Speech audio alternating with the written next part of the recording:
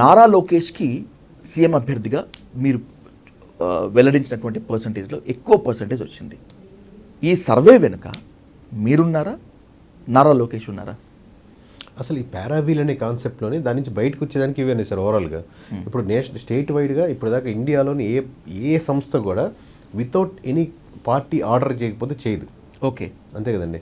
అందుకంటే అంత స్కేల్ పెట్టి ఇంత అమౌంట్ పెట్టి సెంట్రల్ వదిలింది, స్టేట్ వైజ్ కూడా చేయదు.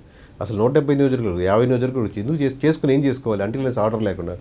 సో ఆ కాన్సెప్ట్ నుంచి మనం ఈ ఆన్లైన్ విధానానికి తీసుకొచ్చిన పారావీల్ కాన్సెప్టే ఒకరిది కాదని. ఇప్పుడు రేపు పొద్దున్న లోకేష్ గారు, జగన్ గారు, మనోహర్ గారు, పవన్ కళ్యాణ్ గారు ఎవరైనా ఫోన్ చేసి ఈ రిపోర్ట్లో ఇది మార్చండి, ఇది ఇబ్బంది ఉంటే అక్షరం కాదు కదా పొల్లు కూడా మార్చను.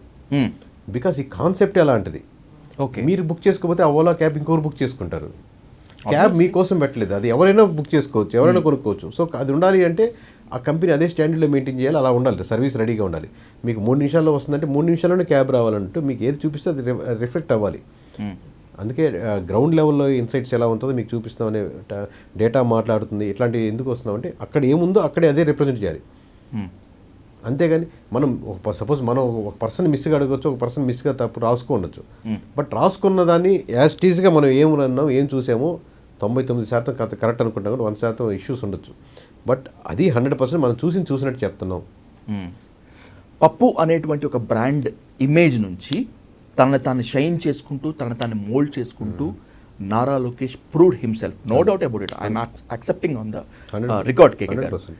అయితే పార్టీలో తనని తాను ఇంకా మోర్గా ఎస్టాబ్లిష్ చేసుకునేందుకు నారా లోకేష్ మీతో ఈ సర్వే చేయించాడని, అందుకే పవన్ కళ్యాణ్ని అసలు రేస్లో లేనటువంటి జూనియర్ ఎన్టీఆర్ని కూడా తెర మీదకు తీసుకువచ్చి వాళ్ళిద్దరికి లో పర్సంటేజ్ ఇచ్చి నారా లోకేష్కి ఎక్కువ పర్సంటేజ్ ఇప్పించుకున్నారు అనేటువంటిది ఒక స్ట్రైట్ ఆరోపణ.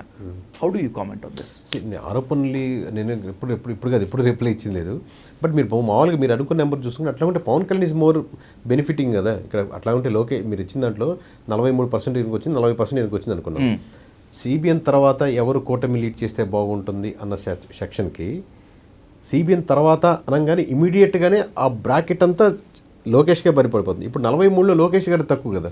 అవును, సిబిఎన్ తర్వాత అనగానే సిబిఎన్ కూడా ఆయనకి పడిపోతుంటుంది obviously. So added advantage. So నేను నిజంగా మీరు లోకేష్కి బెనిఫిట్ ఏంటంటే యాక్చువల్ లోకేష్ కంటే ఇప్పుడు 40% వచ్చిన పవన్ కళ్యాణ్ గారికి మోర్ బెనిఫిట్ పొందుతున్నట్టు. ఎందుకంటే మీరు కూటమి తరపున 40% మిమ్మల్ని సపోర్ట్ చేస్తున్నారంటే యువర్ మోర్ ఇంకా దగ్గరికి మీరు అచీవ్ చేసుకున్నట్టు. ఇప్పుడు సీఎం గారు ఉండగానే సీఎం గారు తర్వాత ఎవరైతే బెస్ట్ ఉన్నాం అన్నప్పుడు లోకేష్ అన్నారు. సో ఆ బ్రాకెట్లో చంద్రబాబు గారిది కూడా ఉంది అంటున్నాను నేను.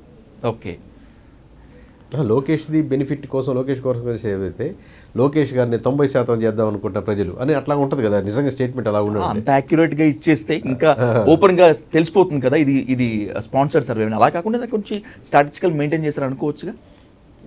వాళ్ళు ఎట్లాగైనా అనుకోవచ్చు. ఇప్పుడు నన్ను ఈ రోజు కదండి ఒక 10 yearsగా చూస్తున్నారు, 2018 నుంచి ఇంటర్వ్యూలు చూస్తున్నారు, 17 నుంచి చూస్తున్నారు. మనిషి తప్పులు చేస్తారా లేకపోతే ఇంటెన్షనల్గా చేస్తాడా అనేది చాలా క్రిస్టల్ క్లియర్గా తెలిసిపోద్ది. ఇంత లక్షలాది మంది, కోట్లాది మంది లేదా వీడియో మాట్లాడితే ఇంతమంది అభిమానం వచ్చిన కారణమే ఇతను జెన్యున్గా ఉంటాడు అనేది అది ఆ బ్రాండ్. సో నేను లాస్ట్ ఊపిరి ఆగే వరకు నేను నిజాయితీనే నమ్ముకుంటాను, దానిదే ఉంటాను. అది నేను ప్రాపర్గా చేశాను నేను చెప్పుకోవడం కాదు, మామూలుగా ఇన్ని సంవత్సరం తెలిసిపోతూ ఉంటుంది ఆబ్వియస్గా ఎక్కడో దగ్గర.